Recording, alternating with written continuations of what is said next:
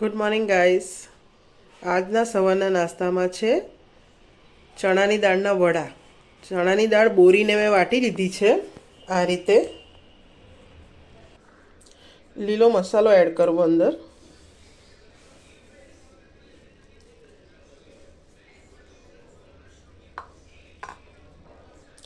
ધાણા અને મરી થોડા કચરા વાટ્યા છે એ પણ એડ કરી દેવા બંને.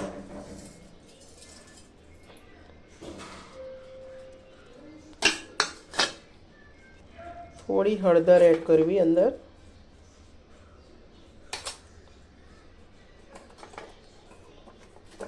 હિંગ એડ કરવી.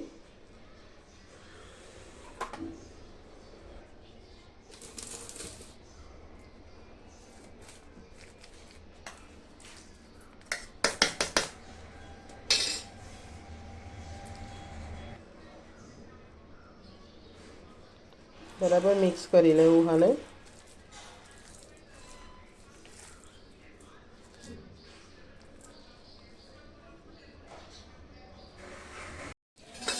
દાળવડાના બેટરના અંદર જે તેલ તમે કઢાઈના અંદર ગરમ કરવા મૂકો ને તે પણ થોડુંક નાખવું અંદર. આ રીતે આનાથી છે ને દાળવડા ચીવડ નથી લાગતા, સોફ્ટ બને છે. હવે દાળવડા અંદર કઢાઈના અંદર મૂકી દેવા.